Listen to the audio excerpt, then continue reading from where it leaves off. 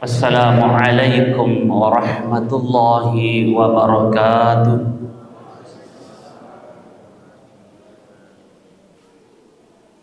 Alhamdulillah,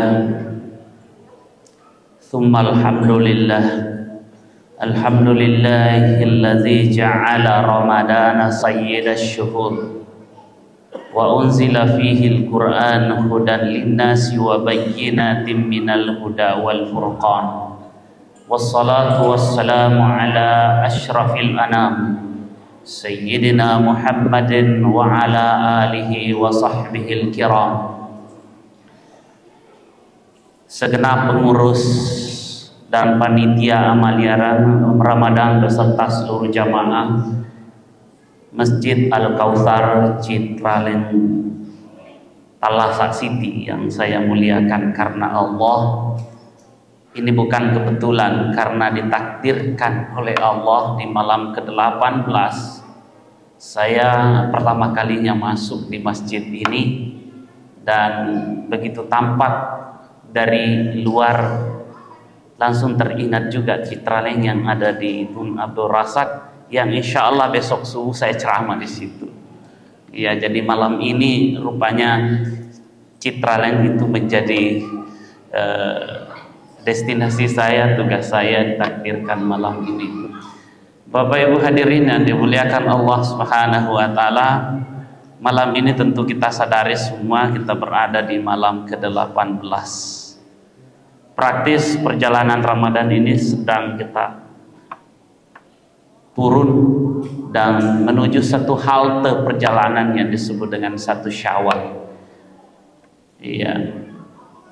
Dan kita sedang menenun menjahit satu pakaian yang dalam terminologi Al-Quran pada surah Al-A'raf itu disebut dengan libasut taqwa. Dan Ramadan punya titik pencapaian yang sangat jelas yang harus dicapai, yaitu ketika disebut la'allakum tattaqun.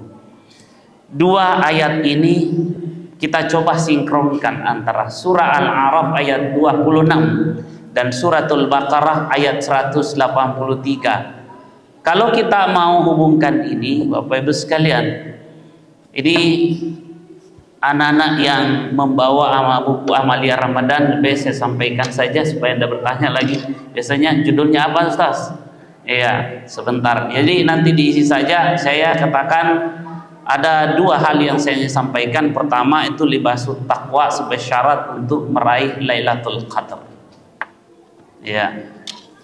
Bapak Ibu yang dimuliakan Allah, libasut taqwa yang terdapat di dalam itu sangat jelas ketika Allah berfirman, ya bani Adam, qad anzalna alaikum libasay yuwari sawatikum warisha wa libasut taqwa dzalika khair. Dzalika, jadi di situ dikatakan ada kata dzalika. Nah, Bapak Ibu sekalian, kita lihat bahwa Allah Subhanahu wa taala menyebut kepada Adam dan Hawa bahwa Adam dan Hawa beserta seluruh keturunannya termasuk kita semua telah Allah turunkan namanya pakaian yang membuat kita mulia. Dibayangkan kalau kita tidak mengenakan pakaian, itu menjadi tidak mulia. Bahkan ada orang yang tentu rata-rata kita jumlah pakaian kita lebih banyak. Ya, kenapa demikian? Bahkan ada orang yang tidak mau dalam waktu berdekatan menggunakan pakaian yang sama di suatu tempat karena yang melihatnya itu berbeda. Itu maknanya bahwa pakaian itu adalah untuk memperindah. Nah, ada kalimatul isti'arah di dalam kaidah balaghah, itu namanya ketika Allah meminjam istilah libas karena ada unsur kesamaan antara takwa dengan pakaian. Pakaian itu adalah untuk urusan fisik, sementara pakaian takwa itu adalah untuk urusan rohani. Sehingga kedua pakaian ini disimbolkan sehingga disatukan menjadi sebuah frasa di dalam Al-Quran, namanya libasut taqwa, pakaian takwa.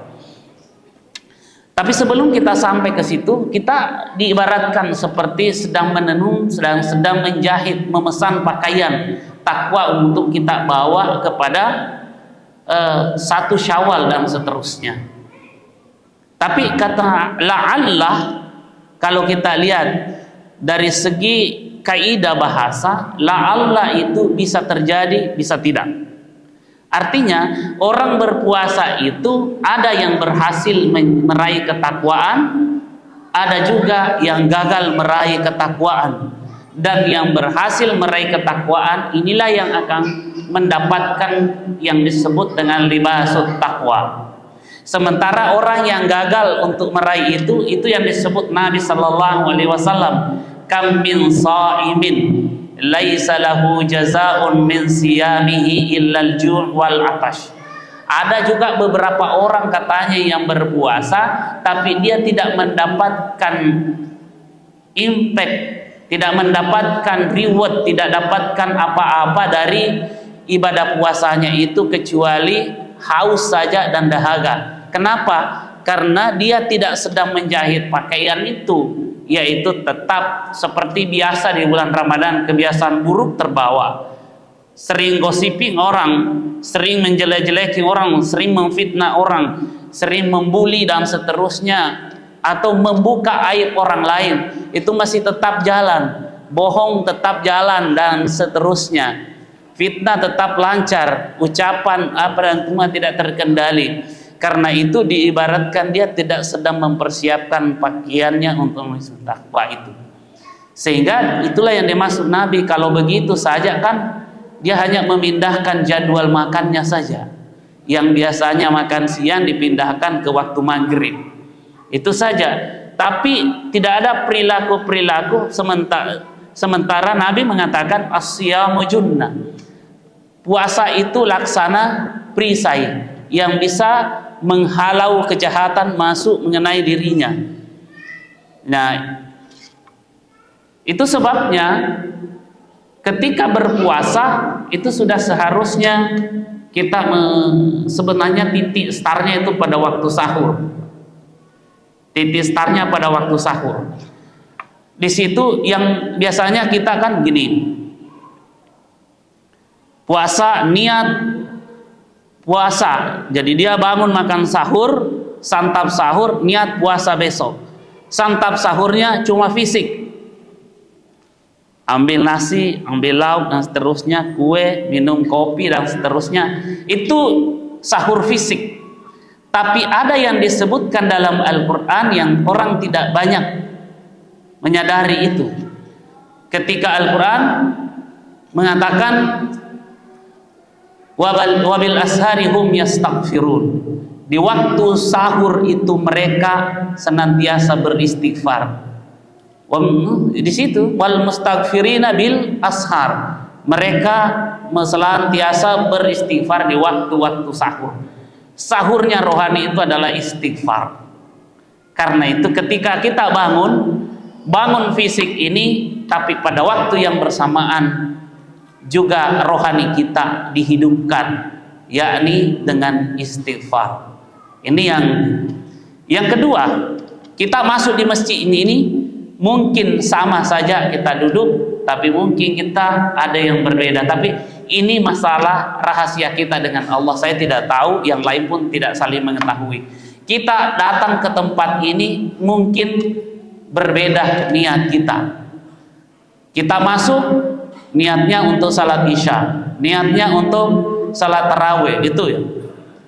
Ada yang kita lupa barangkali bahwa setiap masuk masjid niatkan itu i'tikaf.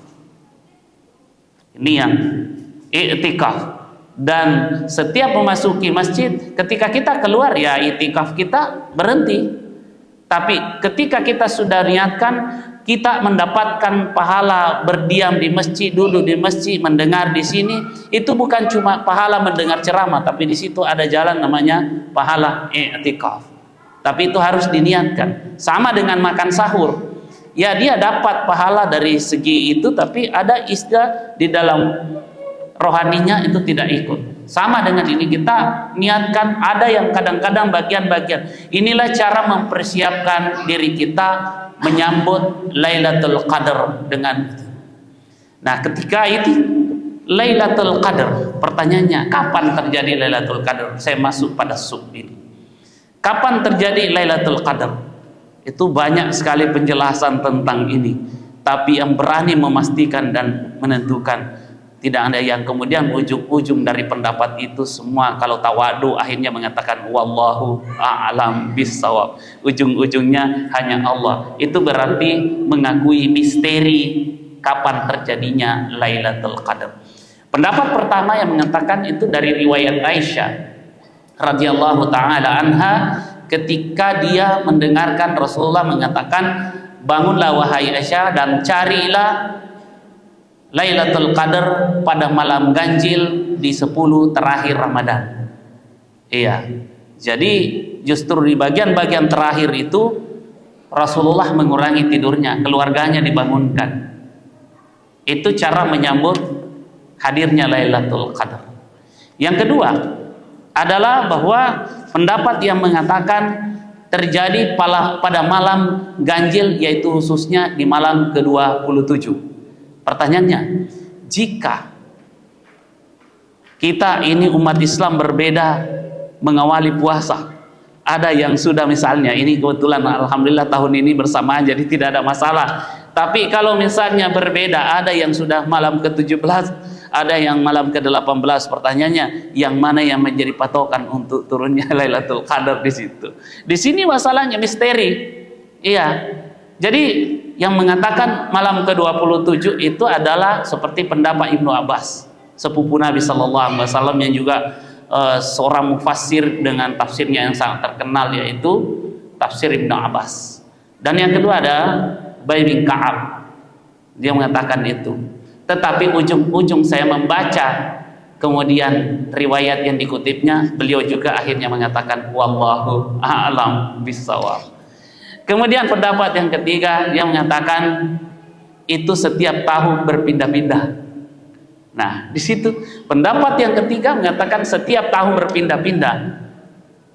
Artinya bisa malam ke-23, bisa malam ke-25, bisa malam ke-27, dan bahkan yang pendapat yang keempat mengatakan tidak mesti malam ganjil. Wah, ini lagi tidak mesti malam ganjil. Jadi kesimpulannya, manfaatkan semua momentum malam-malam Ramadan ini untuk melakukan qiyamul Ramadan. Itulah persiapan kita untuk menyambut hadirnya Lailatul Qadar kepada kita semua. Kemudian apa makna Lailatul Qadar? Kapan itu terjadi? Banyak yang kemudian menunggu itu di pertengahan malam. Ya kan gitu. Banyak yang menunggu di pertengahan malam. Tetapi kalau kita lihat makna kata, ada dua di dalam surah Al-Qadar ayat 1 dan surah Ad-Dukhan ayat 3. Di dalam surah Ad-Dukhan dikatakan inna anzalnahu fi lailatin mubarakah. Itu. Kemudian inna anzalnahu fi lailatul qadar. Itu juga yang dimaksud. Jadi para ulama mengatakan nama lain dari Lailatul Qadar adalah Lailatul Mubarakah, yaitu malam yang dipenuhi dengan berkah. Artinya siapa yang mendapatkan Lailatul Qadar maka dia hidupnya akan dipenuhi dengan berkah. Sampai kapan berkah itu? Itu khairum min alfi syahrin, lebih baik daripada 1000 bulan. Artinya orang yang mendapatkan Lailatul Qadar insyaallah ketaatannya kepada Allah itu sampai akhir hayatnya. Itu sampai akhir hayatnya. Jadi kita lihat terjadi perubahan yang signifikan menjadi lebih baik, itu pertanda ada keberkahan yang dia dapatkan di dalam bulan Ramadan itu. Bapak Ibu sekalian, nah kemudian Lailatun, ya, Lailatun itu berbeda dengan Lailun atau Lailan. Kalau terjadinya Isra Mi'raj itu menggunakan kata Lailan, bukan Lailatun. Kalau Lailan itu artinya sebagian malam, tidak satu malam penuh. Bahkan ada yang mengatakan sebagian kecil dari waktu malam itu namanya wa minal laili fatahajjat. Tidak ada orang bertahajud satu malam penuh kan, mulai dari terbenamnya matahari sampai besok terbit matahari, tidak ada itu. Hanya bertahajud sebagian malam saja. Begitu juga qumil laila illa qalila, bangunlah di sebagian malam, ya di situ. Kemudian berikutnya, kalau lailatun itu satu malam penuh. Nah, dalam perhitungan hijriyah, satu malam penuh itu artinya terhitung ketika terbenam matahari. Terhitung ketika terbenam matahari. Sampai kapan berakhir? Al-Quran sendiri mengatakan hatta matola'il fajr, sampai munculnya fajar esok hari. Dengan demikian maka berarti ketika turun Lailatul Qadar, insya Allah percikan berkahnya itu sudah Bapak Ibu dapatkan. Andaikan malam ini turun Lailatul Qadar, maka siapa yang berbuat baik sejak terbenamnya matahari tadi, baik dia berbuka puasa, memberi buka puasa, dia bersedekah atau berkata-kata yang baik, melakukan kebaikan, itu sudah dapat percikan kebaikan Lailatul Qadar. Memang ada titik klimaksnya.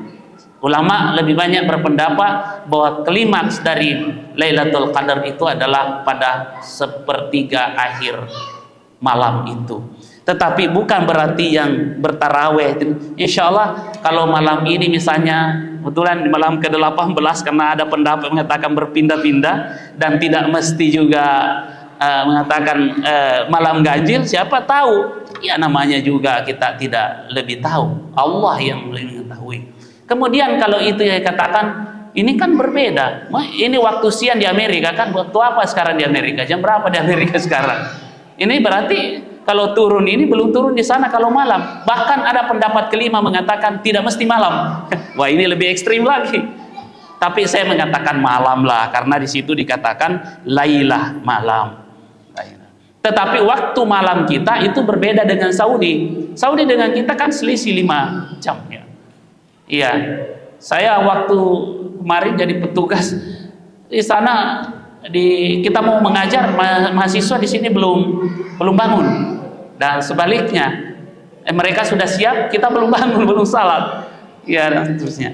Jadi kalau turun di Amerika ini jam berapa turun di sini, jadi bisa saja bahwa di satu negara itu berbeda-beda waktunya. Wallahu a'lam bishawab. Kesimpulannya ada di situ, Pak. Jadi supaya kita tidak merasa lebih tahu dan terlalu melebihkan itu waktu, ini juga membuat kita punya harapan masing-masing bahwa malam ganjil kah, malam tidak ganjil apa dan seterusnya, insya Allah tetap kita berikhtiar. Jangan juga pernah merasa bahwa saya rasanya jauh dari Lailatul Qadar, ibadahku belum mantap, ini tadi. Justru tawadunya Bapak Ibu sekalian itu yang bisa jadi jembatan untuk mendapatkan karena ini. Tapi tidak ada artinya kalau kita soleh, banyak sholat, lalu kemudian merasa paling soleh, paling suci, paling sombong, itu Allah tidak suka. Tapi ketika merasa tawadu, ibadahku ya Allah belum cukup, rasanya tidak pantas, tapi tetap aku berharap hanya kepadamu,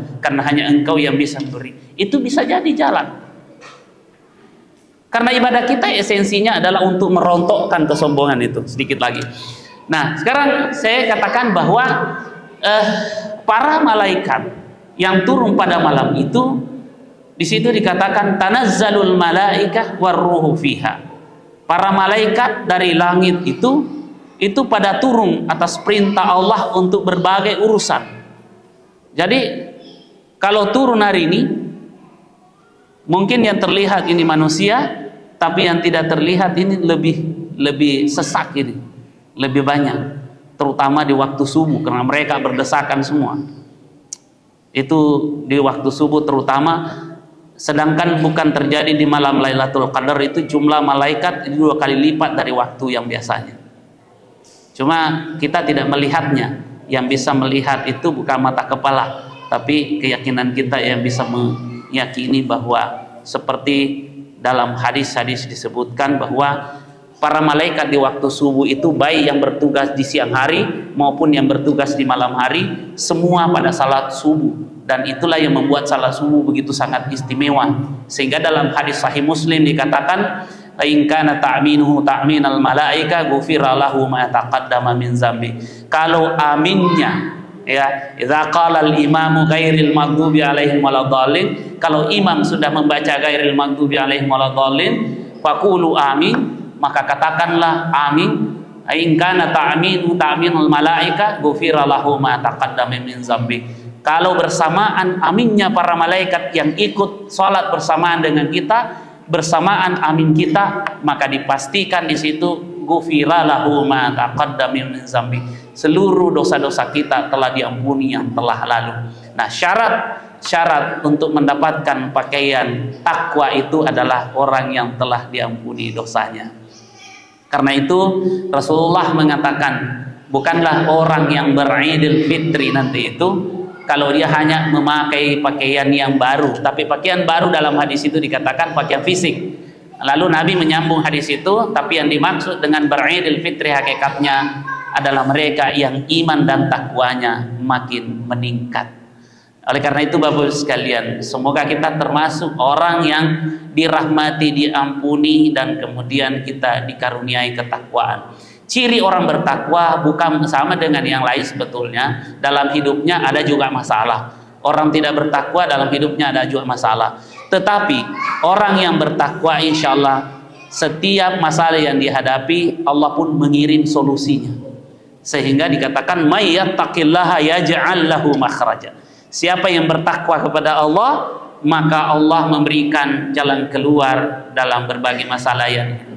Artinya, ciri orang bertakwa, dia menjadikan dirinya sebagai bagian dari solusi dalam hidupnya, bukan menjadi bagian dari pusaran masalah. Kalau sudah berpikir kita seperti itu cara pandang dalam kehidupan sosial, sudah berpikir berkomitmen untuk tampil menjadi bagian dari solusi dan berupaya untuk tidak menjadi bagian dari sumber masalah, itu ciri yang sudah memakai pakaian takwa.